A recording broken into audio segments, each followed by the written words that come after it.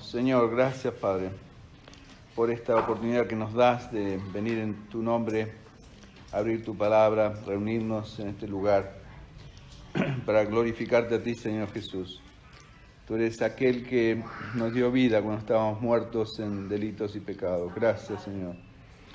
Gracias por la vida espiritual que hemos recibido en ti y rogamos, Señor, que seas tú moviéndote en mí, Señor, y en cada uno de aquellos que van a oír, Señor, que tu Espíritu sea derramado en abundancia y produzca y haga que esta palabra produzca fruto en cada corazón, Señor, y lleve fruto que también lleve honra y gloria a tu santo nombre.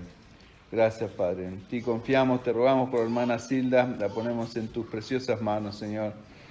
Pedimos, Padre, que tú tengas cuidado de esta ancianita, madre también, y Señor, que tú la guardes, Padre, que los médicos también reciban sabiduría de parte tuya y que también des palabra tanto a mi esposa como a la hermana Esther para ministrarla. Te lo pido en el nombre de Jesús. Amén. Bueno, estuvimos hablando en 2 sábados acerca del amor, del tremendo amor del Señor, un amor que se acuerdan que nos empuja a amarlo a Él en retorno, sobre todo porque Él puso su amor en nosotros. Eso es lo que ha hecho el Espíritu Santo cuando vino a morar en mí. La característica fundamental de un verdadero hijo de Dios es que está lleno del amor de Dios. No del amor, ¿se acuerdan que hicimos una diferenciación entre lo que el mundo, el hombre y la mujer llaman amor, que en griego se describe con la palabra eros, de la cual sale la palabra erótico, etcétera, que es un amor carnal. Es un amor que ama por una razón. Yo te amo porque me gustas, yo te amo porque eres mi hijo, o yo te amo porque me haces la comida, etcétera. ¿Entienden? Pero el amor de Dios no es así. El amor de Dios es ágape en griego y es un amor que excede, como vimos en el libro de Efesios capítulo 2, todo conocimiento. No hay forma que yo pueda entender como hombre el amor tremendo que tiene Dios. No hay forma. Por eso necesito ser lleno del Espíritu Santo para que habite Cristo por la fe en mi corazón, ¿no es cierto? ¿Se acuerdan de ese pasaje hermoso que hemos meditado en Efesios capítulo 3, del verso 14 al 21? Y no solamente eso, aunque yo esté lleno del Espíritu Santo, necesito de ustedes, necesito de mis hermanos, de todos los santos, esos son los hermanos en Cristo y hermanas en Cristo, para que todos juntos podamos entender cuál es la anchura, la altura, la profundidad del amor de Dios que excede todo conocimiento. O sea que es tan grande que es como si yo quisiera abrazar el mar, ¿no es cierto?, con mis brazos. No lo puedo abrazar. O sea, necesitamos la iglesia para poder entender juntos el tremendo amor de Dios para cada uno de nosotros. Y es un milagro que hace Dios cuando nos sometemos a ello, es por fe. Pero la fe no es algo irracional como muchos piensan, sino que la fe es un paso que damos, por supuesto, en fe, no racionalmente, pero después viene la razón, porque vemos que la fe produce fruto. La fe que yo pongo en Dios produce dividendos inmediatos. Dios premia, como dice ese pasaje hermoso de Hebreos capítulo 11, verso 6, es premiador, galardonador de todos los que le buscan. Y Dios no falla, Dios es fiel, por eso es fiel quiere decir que es alguien que no cambia, es siempre igual. En el mundo todo cambia, todo se deteriora, todo va para mal, pero Dios es alguien que es siempre igual. Por eso Jesús dijo, el cielo y la tierra pasarán, mas mi palabra jamás pasará, siempre se va a mantener.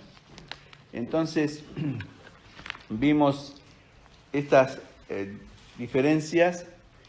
Entonces, la gran pregunta, creo que de esos 2 mensajes, para mí es, ¿Cuál es la verdadera motivación de mi amor? ¿Me entienden? ¿Es mi amor producido por eros o por ágape? ¿Es mi amor hacia Dios? Porque entiéndame bien, usted puede amar a Dios, ¿saben por qué? Porque Dios lo va a llevar al cielo. Y es un amor eros. ¿Me siguen? La mayoría de los cristianos aman a Dios porque quieren ir al cielo. Y todo el mundo quiere ir al cielo. Pero ese no es el amor que busca Dios de mí. Dios busca que yo lo ame a Él incondicionalmente de la misma forma que Él me amó a mí. Con todo, con toda mi pasión. Por eso el primer mandamiento es, ¿se acuerdan? Amarás a Jehová tu Dios con toda tu mente, con toda tu emoción, con todo tu corazón, con todo tu espíritu y con toda tu fuerza, o sea, con todo tu espíritu, con todo tu cuerpo. O sea, espíritu, alma y cuerpo tienen que estar rendidos amando a Dios. Eso es lo que Dios quiere. Por supuesto, la mayoría de las personas se resisten. Si usted es uno de ellos que está acá, Dios lo bendiga, ¿no es cierto? Yo no tengo nada en contra, pero esa es la verdad. Entonces, no quiere decir que todos lo hagan, a eso me refiero.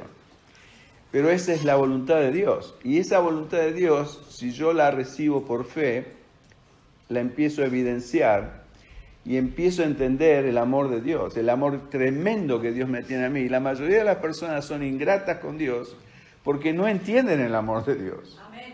Como muchos hijos son ingratos hacia los padres porque no entienden el tremendo sacrificio que han hecho los padres para criarlos, sobre todo las madres. Entonces vemos muchos jóvenes rebeldes, desagradecidos, impetuosos, soberbios, porque no entienden todo el esfuerzo que hizo la mamá, sobre todo, y también el papá, para criarlos, para educarlos, para sostenerlos. Y eso es solo una muestra, pero con Dios es mucho más, porque Dios nos dio la vida, todo lo que me sostiene, mi salud, el aliento de vida que respiro, todo, viene de aquel que me dio vida. Entonces, si yo no entiendo eso, soy un desagradecido, soy un hijo pródigo. ¿Se acuerdan la parábola del hijo pródigo? Que en realidad no debería ser la parábola del hijo pródigo, debería ser la parábola de los dos hijos, o la parábola del hijo pródigo y el hijo que también era pródigo, porque vimos al final el resultado de que el segundo que se había quedado con el papá quedó fuera y el otro que se había ido quedó dentro. Así que si mi amor está motivado por conveniencia personal, o sea, te amo porque es puro amor humano, es amor eros. Y lo mismo pasa hasta con mi esposa, ¿cierto? Yo debo amar a mi esposa de acuerdo a Efesios capítulo 5, como Cristo amó a su iglesia y se entregó a sí mismo por ella, con toda mi pasión, con toda mi alma. No tener ojos para ninguna mujer más. Y no quiere decir eso que las demás mujeres no me gustan. Pasionalmente, si yo me dejo llevar por mi carne, por supuesto soy un hombre. Pero es amor que me empuja a amar y ser fiel a mi esposa, como es exactamente es el amor de Dios. El amor de Dios que me empuja a amar a Dios y ser agradecido y ser responsable y temerle, como leyó el hermano en el libro de Isaías. O sea que el temor a Dios, volviendo a lo que leyó Abelardo en Isaías capítulo 8, yo tengo porque a veces la palabra temor o reverencia, ¿qué es reverencia en realidad? Uno la malentiende, ¿no es cierto? Pero yo no temo, puede haber temor en dos sentidos. Hay muchas personas que tienen temor de lo que Dios les puede hacer a ellos, y eso es un temor negativo. Pero el temor verdadero de Dios es temor de lo que yo le puedo hacer a Dios, de cómo yo puedo ofender a mi Dios, de aquel que me dio todo, que me dio la vida física, la vida espiritual, que me sostiene, que me mantiene, que me dio su espíritu, que me hizo partícipe de una herencia eterna. Entonces, el temor de Dios en mí es tremendo temor de ofenderlo a Él. ¿Entienden la gran diferencia? No de lo que Él me vaya a hacer a mí. Él es un Padre amoroso, lleno de amor y misericordia. Pero mi temor es, Señor, cada día, como decía el rey David, escudriñame y ve si hay en mí algo que te ofenda. Eso dice una versión, hermosa versión. Dios habla hoy. Hay algún camino de perversión, de maldad, que te ofenda a ti. Entonces, de eso temía el rey David, y eso es exactamente lo que yo y tú tenemos que temer. No temerle a Dios, porque Dios vino para bendecirme, para ayudarme. Porque si yo no tengo ese tipo de amor, puedo terminar amando, ¿saben qué? Al mundo. Cuando la Biblia me dice, no améis al mundo, en 1 Juan capítulo 2, verso 15, ni nada que hay en el mundo, porque todo lo que hay en el mundo va a ser destruido. Entonces la Biblia me exhorta a no amar al mundo, como también me exhorta a no amarme a mí mismo. Dice en 2 Timoteo, capítulo 3, verso 2, que en los últimos tiempos vendrán tiempos difíciles y la característica fundamental de las personas es que serán amadores de sí mismos, egoístas. Y esto lo vemos palpable delante nuestro. Y amadores de sí mismos más que de Dios, y de los placeres más que de Dios. Lo vemos en todo lugar, se está dando. O sea, eso no es lo... Si yo no amo con el amor ágape de Dios, puedo terminar amando o al mundo, o a mí mismo, o amar al dinero. Que el Señor dijo bien claro en Mateo 6:24, ¿no es cierto? De que hay dos señores, y uno es el Señor, Jesús, y el otro son las riquezas, el dinero. No es el diablo, es el dinero. Y atrás del dinero sabemos quién está, el enemigo. Entonces yo tengo que elegir quién va a ser mi Señor. Y hay solo dos opciones. Si yo vivo en este mundo para hacer dinero, plata, y amo el dinero, entiéndase que yo necesito dinero, como todos necesitamos dinero. El problema no es el dinero, es el amor al dinero. Y dicen 1 Timoteo capítulo 6, verso 10, que el amor al dinero es la raíz de todos los males que hay sobre la tierra. Es 100% veraz. Si usted no se dio cuenta todavía, examine su corazón. Entonces, dése cuenta que si usted ama con el amor eros, el amor natural suyo que fue traído a este mundo, y no tiene el amor de Dios, el amor ágape, que solo Dios se lo puede dar, usted va a terminar amándose o a usted mismo, o al mundo, o al dinero, o a las tres cosas juntas, como la mayoría de las personas. Si usted quiere amar a Dios, necesita que ese amor venga de Dios. Entonces, y no solamente eso, usted sea lleno de ese amor. Cuando hablamos de la plenitud del Espíritu Santo, hablamos de la plenitud del amor de Dios derramado en mi corazón. ¿Por qué? Porque la esencia de Dios es dar, no tomar. El diablo vino a robar, matar, destruir. Pero Jesús, el Señor, vino a dar vida y vida en abundancia. Entonces, ¿se acuerdan el famoso pasaje en Juan 3:16? De tal manera amó Dios al mundo que tomó, no, dio.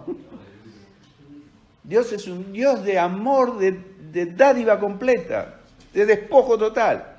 Eso vemos en Filipenses capítulo 2, que el Señor Jesús, estando en la gloria eterna, se despojó de toda esa deidad para venir a buscarme a mí, un mísero pecador. Se despojó de todo, se hizo un hombre, y después no solo se hizo hombre, se hizo un siervo, y no solo se hizo un siervo, sino que se hizo un criminal, y murió como el peor de los hombres.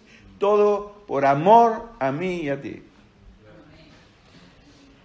Así que por eso puedo entender que, como dice en 2 Corintios capítulo 5, verso 14 al 15, el amor de Cristo me constriñe o me mueve a amarlo a Él, pensando esto, que si Él murió por mí o por todos, luego todos murieron. Y cuando digo todos, hablo de mí, yo morí. ¿Para qué? Para que y por todos murió para que los que viven, como yo que vivo, ya no viva para mí, sino para aquel que murió y resucitó por mí. Ese es el Evangelio, no es solamente que Cristo murió por mis pecados, que también lo vemos en 1 Corintios capítulo 15, verso 3. Fue sepultado, resucitó al tercer día, ese es el Evangelio. Sí, la mayoría de los cristianos conocen esa parte del Evangelio, pero el Evangelio de Dios lo tiene dos, es como un billete, ¿no es cierto?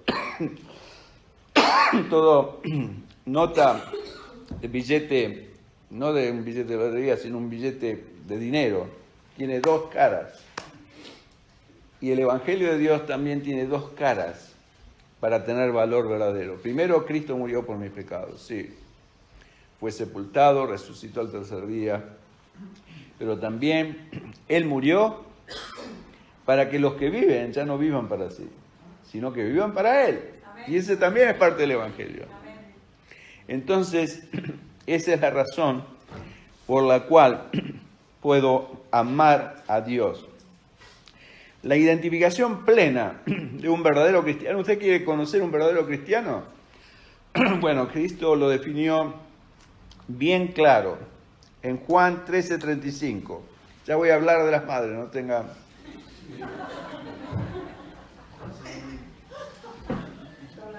Estoy hablando del Padre para después terminar con las madres.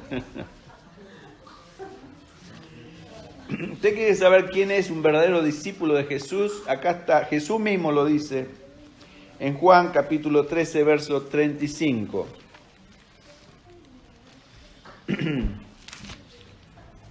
Dice así el Señor Jesús: en esto conocerán todos, no solamente ustedes, sino todos, que sois mis discípulos, si tuviereis amor los unos con los otros. Esta es la identificación de un verdadero cristiano, discípulo de Cristo. Amor.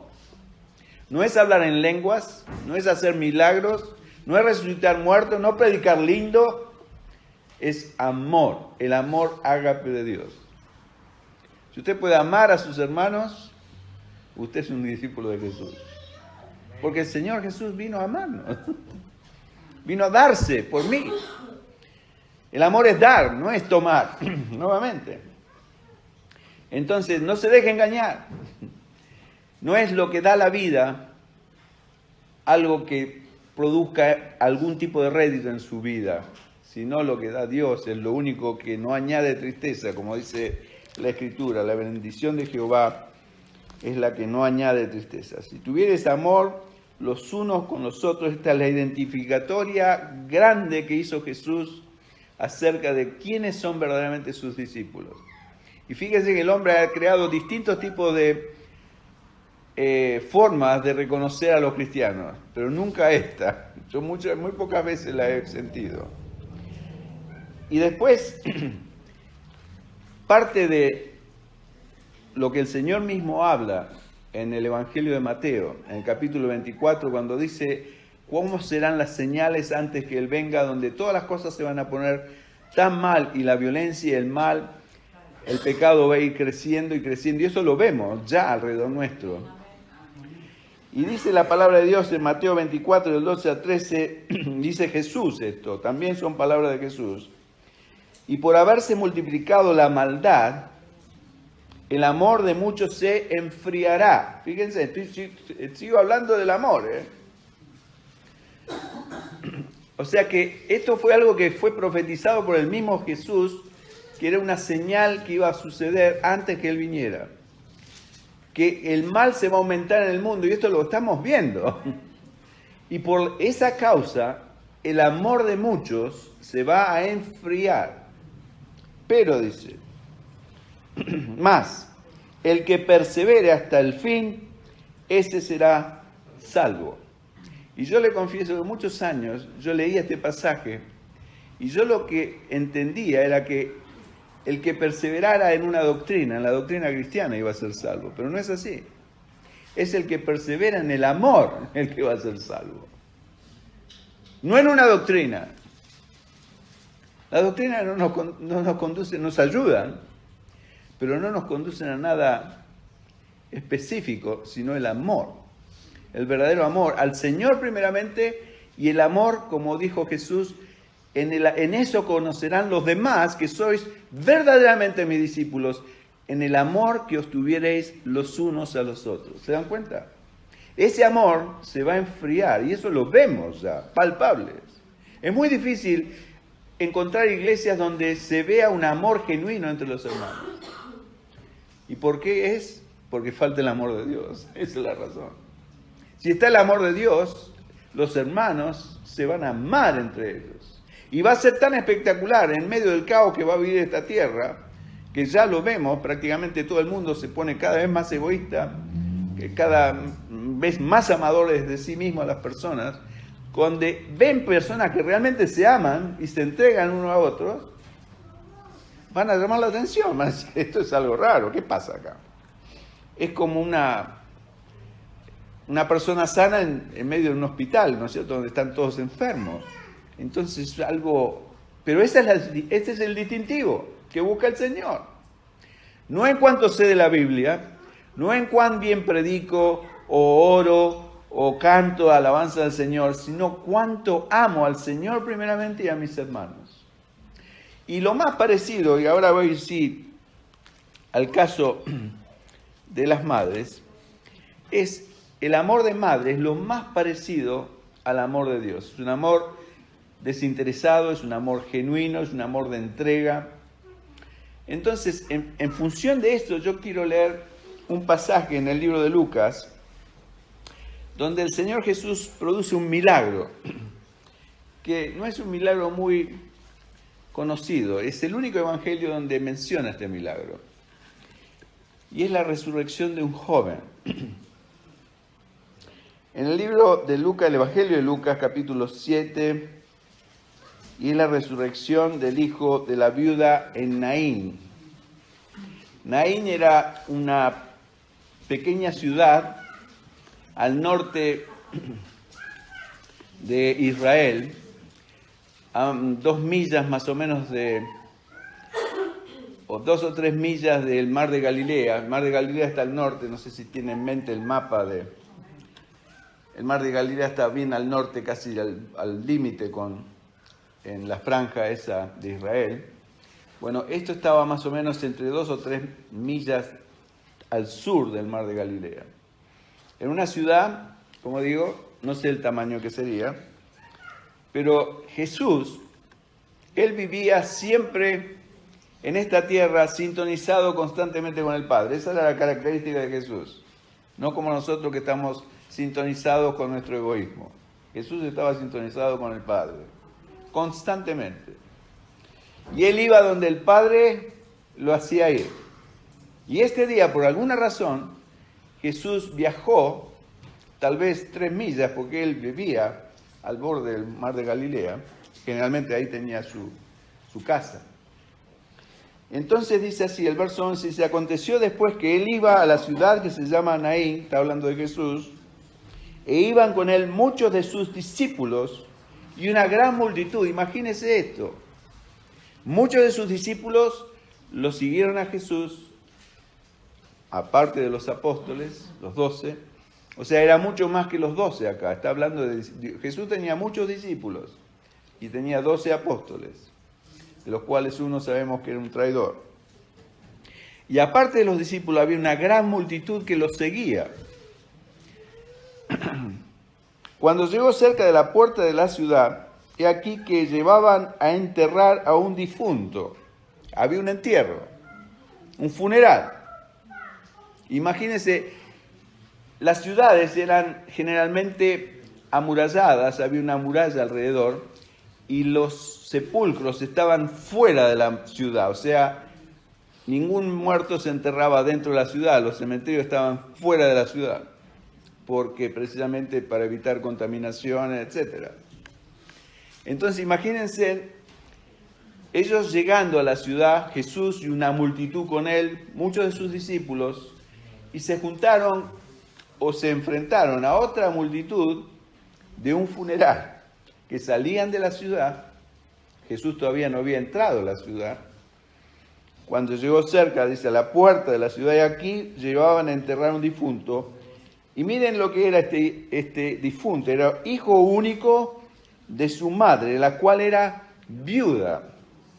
Y había con ella mucha gente de la ciudad. Y cuando el Señor la vio, mire lo que dice acá la Escritura, se compadeció de ella y le dijo, no llores.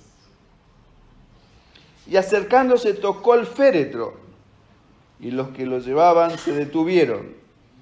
Y dijo, joven, a ti te digo, levántate. Entonces se incorporó el que había muerto y comenzó a hablar. Y lo dio a su madre, y todos tuvieron miedo y glorificaban a Dios diciendo, un gran profeta se ha levantado entre nosotros, y Dios ha visitado a su pueblo. Ahora, si usted lee este relato, se impacta por la resurrección de un muerto. ¿Yo sabe por lo que me impacto? Por el tremendo amor del Señor. Porque esta mujer era viuda. Una mujer viuda en esta época, hablábamos el otro día con los hermanos, el día miércoles creo, estaba desahuciada, no tenía ninguna esperanza. Una mujer viuda y que tenía un hijo joven, obviamente era un joven. La única esperanza de esa mujer era su hijo, había perdido a su marido, no había Social Security, no había absolutamente nada, no había jubilaciones, no había ningún tipo de sociedad de socorro, nada. O sea que estaba a la merced y postergada a miseria el resto de su vida y cuántas cosas, desprotegida de ayuda de ningún tipo, etcétera, porque inclusive era peligroso. La mujer necesitaba estar con un hombre, ya sea el hijo o alguien en la familia que la proteja, porque si no la podían cometer abusos con ella, de cualquier tipo. ¿Se acuerdan, por ejemplo, el caso de la viuda, el juez injusto que iba y clamaba a la viuda? ¿Por qué? Porque era una persona necesitada. Eso es lo que está pintando acá el Evangelio. Y el Señor, dice la Escritura, que se compadeció de ella. Tuvo misericordia. Es más, yo le digo, ¿saben qué? Yo estoy seguro que Jesús hizo todas esas 2,5 millas o 3 de viaje solamente por esta mujer. Amén. Solamente por ella. Porque el Padre lo mandó ahí. ¿Y por qué? Porque no solo llevó, por supuesto, gloria al Padre, porque fíjense cómo termina el relato, ¿no es cierto? Dice, se extendió la fama de él por toda Judea y por toda la región alrededor, dice el verso 17. ¿Por qué? Porque todos tuvieron miedo y glorificaron a Dios por lo que habían visto. Imagínense, usted muchas veces vio resucitar a un muerto que es llevado al cementerio, yo nunca lo vi. Me imagino que la gente habrá quedado consternada, boquiabierta. Pero lo que más me impresiona a mí, aparte de la misericordia del Señor Jesús, que ahí veo la gloria de Jesús, es otra cosa. Verso 14, acercándose tocó el féretro. Fíjense, los féretros, tanto en Palestina, era muy parecido a los féretros que ustedes ven en el Medio Oriente cuando llevan la gente del Medio Oriente, sí, sobre todo musulmanes, que llevan a los muertos, y los féretros están abiertos arriba, porque los entierran sin féretro, o sea, los atan con vendas o con una momia, una especie, o con una especie de manto, o lo que sea, así como fue sepultado Jesús, y es dejado en la tumba, y el féretro es solamente para transportarlo. Y Jesús, lo único que hizo es tocar el féretro. Y fíjense en el relato, dice, y hablaba con ella la gente, y cuando el Señor la vio, se compadeció de ella y le dijo, no llores. Primero le dijo, no llores. Acercándose, tocó el féretro, y los que llevaban el féretro se detuvieron. ¿Por qué se detuvieron? Yo creo que sintieron algo que se movía dentro del féretro. Porque la vida del Señor Jesús, esa vida que da vida a todo ser, que me dio vida a mí, que te dio vida a ti, no importa si crees en él o no. Tocó solamente el féretro y eso produjo vida en ese muerto. Entonces, yo lo que voy es a lo siguiente. Yo estoy seguro que acá hay madres que lloran por sus hijos, como esta viuda lloraba por el de ella. El Señor les dice esta noche, no lloren, tengan fe. Él tiene el poder de tocar a nuestro hijo, como tuvo fe de tocarme a mí. Mi madre era una creyente en Cristo Jesús. Yo la hice llorar mucho a mi mamá. No fue todo tan rosy en mi vida toda la vida. Hice mis grandes errores y metidas de pata, como se dice. No fue todo rosa y todo lindo y flores en mi vida. Y mi madre oraba constantemente por él, por mí, mi tía, que era la hermana, que era como una madre para mí. Las dos cristianas, las dos creyentes, oraban hasta que el Señor puso su mano en mí, que estaba muerto en delitos y pecados, como dice el libro de Efesios, capítulo 2, verso 1. No sé si lo leyó, algo se acuerda. Dice así, y Él os dio vida a vosotros, cuando estabais muertos en vuestros delitos y pecados. Así estaba yo, muerto en mis delitos y pecados, y me dio vida. Así como este joven, exactamente igual. A él le dio vida física, se la devolvió. El féretro se debe haber muerto. Esas personas que lo transportaban en sus hombros deben haber sentido una conmoción. Algo pasó. Así como esa mujer que tocó el borde del manto de Jesús. Solamente tocó el borde y recibió sanidad. Y el Señor se dio cuenta y se dio vuelta y dice, ¿quién me tocó? Pero Señor, todos están tocando. Si estaba una multitud alrededor de él. De mí salió poder, dijo Jesús. Él, por supuesto, sabía quién le había tocado, pero el Señor sabe todo. Pero quería ver y conocer a aquella mujer que había sanado de ese flujo, como quería conocer a esta viuda y conocer a su hijo y devolvérselo. Y fíjense que se lo devolvió a su madre y lo dio a su madre. Y todos tuvieron miedo y glorificaron a Dios por lo que habían visto.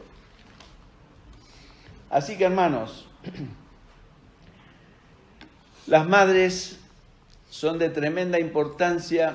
Acá vemos un hijo que era de tremenda importancia para la mamá, por supuesto. Pero por eso es que las madres son tan importantes también para los hijos, porque ellas son las que se duelen, las que sufren, las que lloran en silencio por cada uno de nosotros, cuando nosotros muchas veces no lo sabemos.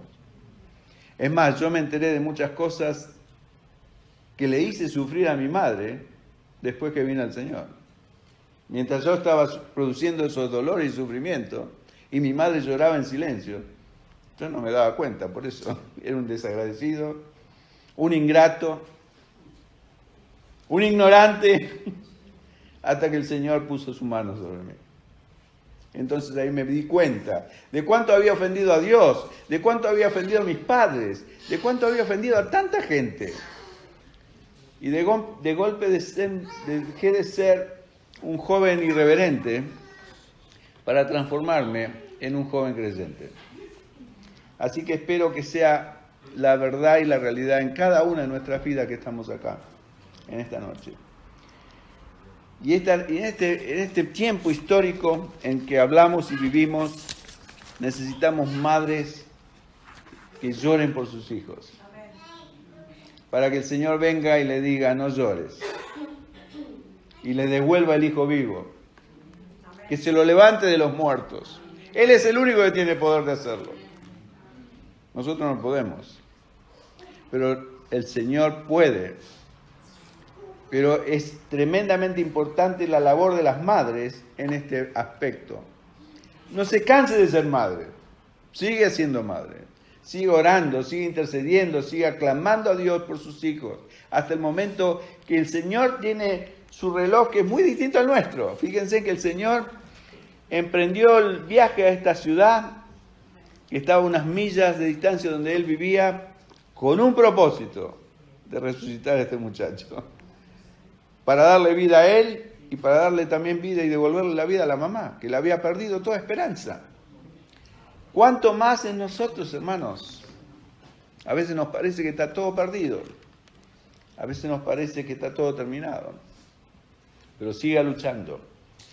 Quiero citar ahora unas palabras que hace poco yo sentí a un famoso pensador y filósofo, tal vez algunos de ustedes lo conozcan, español, que se llama César Vidal Manzanares. Y él ha dicho lo siguiente, este hombre es un cristiano también, y a mi entender es un hombre lleno del Espíritu y muy conocedor de la palabra, pero me impactó lo que dijo acerca de las madres, y se lo leo, lo transcripto literalmente de lo que él dijo en una de sus charlas. Dice así, dice: ninguna sociedad del mundo va a agradecer suficientemente a las madres el papel que han tenido en la socialización de sus hijos. Y nunca ninguna sociedad del mundo se dará cuenta del dinero que han ahorrado en prisiones, policías y en jueces, simplemente por la labor de las madres socializando a sus hijos. Es una gran verdad. Lamentablemente vivimos épocas donde la familia se quiere destruir. El control de las madres y de los padres, sobre todo las madres sobre los hijos, se está perdiendo a pasos agigantados. Yo le pido en el nombre de Jesús, si usted es una mamá de niños jóvenes, no lo pierda nunca. Es tremendamente importante su labor criando a su hijo, mucho más importante que ganar dinero o lo que sea. Y al respecto, le voy a leer también algo que el pastor Zach Punen dice en un artículo que se llama El glorioso llamado de una mujer como madre. No es todo el artículo, es una breve síntesis y una sinopsis de algunas partes de ese artículo. Dice así: Adán sabía desde el principio, revelado por el mismo Dios, cuál sería el principal ministerio y función de Eva, su esposa. Eva lo sabía también. El pecado y la tradición de los hombres, influenciados por Satanás, han ahora nublado el entendimiento de las mujeres para que ya no vea su gloria siendo madre. Los niños son ahora llamados por el nombre satánico de accidentes, cuando el Señor los llama herencia de Dios. En Salmo 127, verso 3. Son herencia de Jehová. También son considerados como un fastidio, muchas veces los niños, cuando Dios los considera una bendición. También Salmo 127, verso 5 y 128, verso 4. Bendición de Jehová son los niños. Esto no es más que otra indicación de cuán lejos se han deslizado en aún algunos así llamados cristianos modernos de Dios y se han tornado satánicos en su forma de pensar. Porque el mundo está influenciando aún la iglesia, lamentablemente, con sus costumbres. Por eso le estoy diciendo a ustedes que supuestamente son creyentes. Hemos oído de una mujer que se llama Susanna Wesley, tal vez ustedes no la conocen, quien fue la madre de 15 niños. La pobreza azotó su hogar y algunos de sus hijos murieron durante su infancia. Pero ella crió a los otros en el temor de Dios, personalmente instruyendo a cada uno de ellos. Uno de sus hijos fue John Wesley, tal vez lo conozcan. Él es el creador de la iglesia wesleyana, él es el fundador, quien creció para convertirse en un poderoso instrumento en las manos de Dios. Millones de almas en el mundo han sido bendecidas durante los últimos 2 siglos, 200 años, por este hombre, a través de su obra y escritos.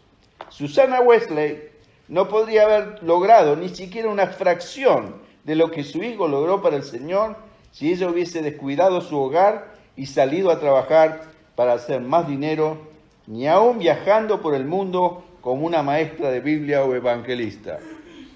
Se dedicó a sus hijos, le transmitió la fe y sus hijos fueron titanes para Dios. ¿Se dan cuenta? Lo que le estoy diciendo es que no piense, porque el mundo moderno hace que la mujer se sienta desvalida o inútil cuando está dedicada a la función de madre, pero no es así. No es así para Dios. Para Dios es tremendamente importante. Porque una madre le da forma a su hijo, influencia a su hijo, puede ayudarlo a que resucite, como ayudó mi madre a que yo resucite. ¿No es cierto? Me formó, me mostró el ejemplo, me mostró el modelo, yo no lo entendía, estuve aletargado, como dije, perdido, errante, hasta que Dios, en su reloj, me llamó y me resucitó. Pero la iniciadora de todo fue mi madre. Entonces, hermanas queridas, madres preciosas, no se cansen de orar por sus hijos, de esperar en el Señor y aún llorar por ellos si ven que están distraídos o alejados o puestos en cosas que no convienen o que ustedes saben que no son buenas. Porque Dios tiene su tiempo. Confíen en Él. Él tiene un tiempo para resurrección. Y Él tiene un plan perfecto para cada uno de nosotros. Oremos al Señor. Padre bendito, gracias Señor por todas las madres y por la tremenda labor hermosa que les has dado de formar hijos. Una función que no le fue dado a los hombres, Señor, de todas las funciones que tú las has conferido al hombre, pero esta ha sido conferida únicamente a la mujer, en su papel de mamá, de madre. Y yo te ruego, Señor, que bendigas a cada una de estas madres aquí presentes, aquellas que van a escuchar este mensaje. Y, Señor, y que si ellas están llorando por sus hijos, como lloró mi madre por mí, que sepan que hay esperanza, que sepan que hay un momento que tú tienes preservado y guardado en tu absoluta voluntad y soberanía, donde tú tocarás el corazón muerto para resucitarlo, para que viva para ti, Señor. Para que aquellos que vivimos ya no vivamos para sí mismos, para nosotros mismos, sino que vivamos para ti, Jesús, que moriste por nosotros. Gracias, Padre, por ese amor eterno, el cual nos ha sido ejemplo a cada uno de nosotros, tus hijos. Y gracias, Señor, que con ese amor podemos también amarnos los unos a los otros, alimentarnos, ayudarnos, nutrirnos en este amor tuyo, Señor. Y gracias por cada uno de mis hermanos y la tremenda importancia que ellos tienen para mi vida, para poder entender cuán grande es tu amor. Un amor que excede todo entendimiento humano, un amor que yo no lo puedo comprender solo por mí mismo, sino lo veo también en la vida y en la manifestación que tú haces en la vida de cada uno de mis hermanos. Gracias, Padre. Te damos a ti la honra y la gloria. Nuevamente pedimos tu bendición más rica y sabiduría y gracia sobre cada madre aquí presente, para que sepan, Señor, que tú tienes tu tiempo, todas las cosas. A ti sea la honra y la gloria. En Cristo Jesús. Amén.